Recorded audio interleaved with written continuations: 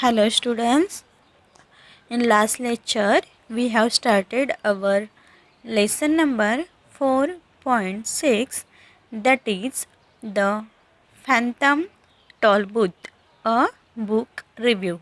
So in this what we have seen, did you remember? We have seen that there is a boy Milo, and this Milo is a young boy and who is rich, who is having the all expensive toys and things and all comfortable, surrounded, all comfortable table surrounded by him. And we have seen he has each and everything in his life that he could he was nothing that he could complain about it. Okay, but here as we have seen, after having this all things also, the Milo was bored. Okay, why? Because in spite of this all things, there was nothing to interested him. Okay, to interest him. So here we have seen that one day the Milo got a parcel, and in that parcel what is there? In that parcel there was a toll booth. Okay, and we have seen that Milo also has found some notes on that parcel. Here he wanted to return that parcel, but there was not address of sender, so he opened the envelope whatever he got with the parcel. Now let's see the next. जैसे हमने देखा last lesson में कि Milo को एक young और rich boy था, उसके पास सब कुछ था, मतलब बहुत कंफर्टेबल था, एक्सपेंसिव टॉयज़ भी थी, सब कुछ था। ऐसे कोई भी चीज़ नहीं थी कि उसके बारे में वो कंप्लेन करे, घर में, स्कूल में, सभी जगह। फिर भी वो बहुत बोर हो रहा था क्योंकि उस मतलब ऐसी कोई चीज़ नहीं थी कि उसमें वो इंटरेस्टेड हो। ओके, बाद में हमने देखा है कि एक दिन क्या कि उसको एक पार्सल मिला, जो पार्सल क्या था? टोल बूथ था। वो टोल बूथ उसको रखना नहीं था क्योंकि उसको पता नहीं, मतलब वो रिटर्न करना था, उसको पता नहीं था कि किसने भेजा है, बट उस पर सेंडर का एड्रेस भी नहीं था, नहीं तो वो उसको भेज देता था।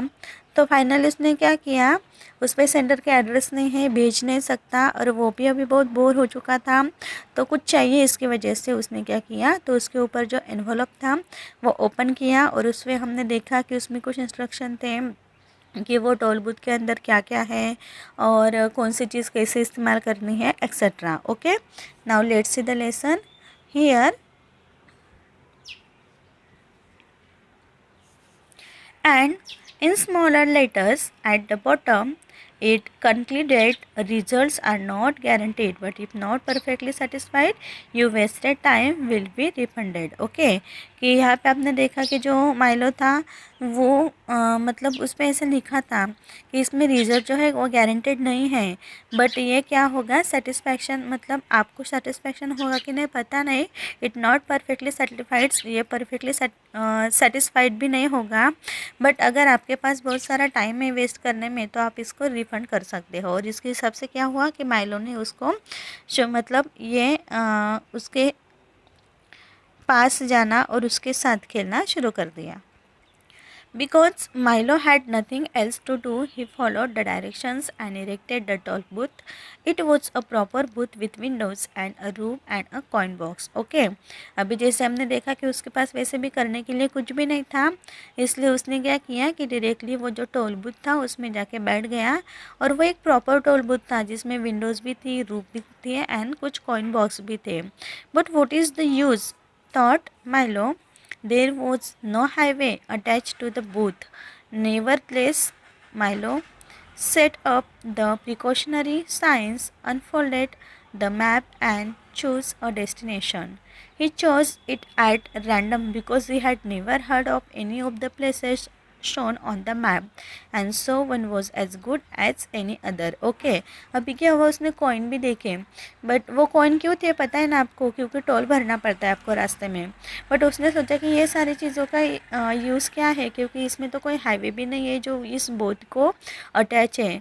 बट वो उसने क्या किया, मतलब वैसे तो करने के लिए कुछ नहीं था, इसलिए माइलो ने उसमें जो प्रिकॉशनरी साइंस थे एंड जो अनफोल्ड मैप था, तो वो ओपन किया और उसमें एक डेस्टिनेशन था, वो डेस्टिनेशन उसने चूज़ किया। अभी उसमें जो मैप पे जो भी डेस्टिनेशंस लिखे थे, जो जगह भी थी, तो ये कैसे थी, इसने अभी तक इसके बारे में कभी सुना भी नहीं था, इसलिए उसने रैंडमली क्या किया कि कौन सी भी एक जो जगह थी उसको चूज़ किया। Milo was not sure that this was game will turn out to be interesting, कि अभी माइलो को अभी तक क्या लग रहा था कि एक गेम है, और वो उसको ऐसा नहीं लगा कि कितना इंटरेस्टिंग हो सकता है। हाईवेयर he sat in his toy car, approached the booth, paid the toll with the coin, and drove past the toll booth. But when he looked back, oh wonder of wonders! The toll booth had disappeared along with Milo's room and even his house. He found himself speeding down a highway into an unknown territory.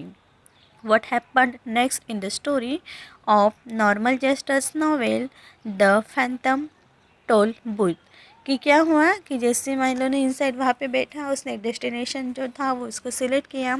बाद में उसको लगा कि ये जग game है, मतलब इसमें थोड़े ना कुछ इंटरेस्ट आने वाला है। बट जैसे वो अंदर बैठा, डेस्टिनेशन सिलेक्ट किया, तभी क्या हुआ कि अचानक से जो कार है वो एक ऐसे हाईवे पे आ गई कि उसने क्या किया, वहाँ पे जो टोल था वहाँ पे कॉइन पेड किए, और उसकी जो कार थी वो पास्ट में ड्रॉ किया।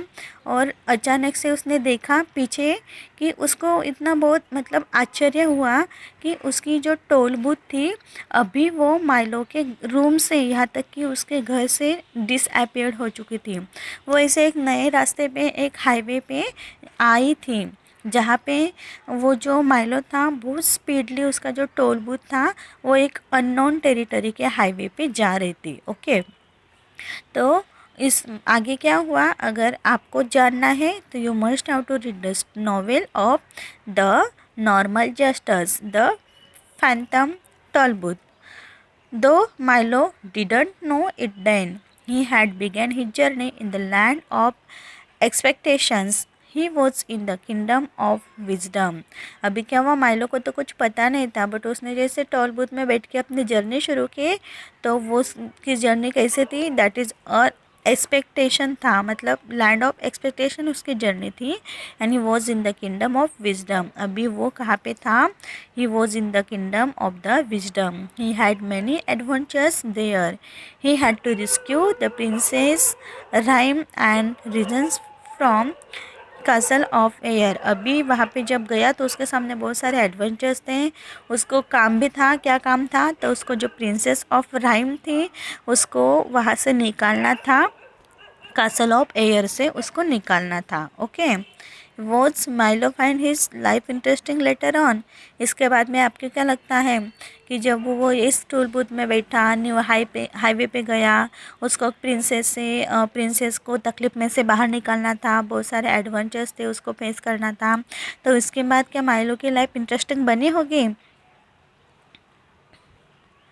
You must read the novel to find it out. अगर आपको ये सब कुछ देखना है तो आपको क्या करना पड़ेगा, इसके लिए जो नॉवेल है द फैंटम टॉलबूथ, ये आपको पढ़ना पड़ेगा। The novel the Phantom Tollbooth was written more than 50 years ago. कब लिखा है, 50 साल पहले लिखा है, but it continue to be a classic of children's literature. It is a fantasy but it has an important message for children all over the world.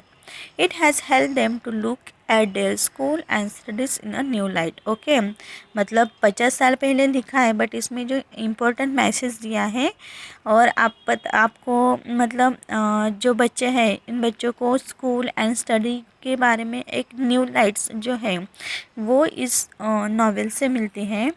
He successful in his mission, मतलब आपको क्या लगता है कि Milo successful हुआ होगा उसके mission में। Who were the strange people and creatures he made there. वहाँ पे ऐसे कौन कौन से लोग थे, कौन कौन से क्रीचर्स थे कि जिनसे माइलो वहाँ पे मिला। What happen to the toll booth, बाद में जो टॉल बूथ था उसका क्या हुआ। Did Milo see it again, Milo ने उसको फिर से देखा। डिड, सो ये सारी चीज़ों का आंसर कब मिलेगा, when you will read the book The Phantom Tollbooth. Okay, so this way students, this book review is also complete here.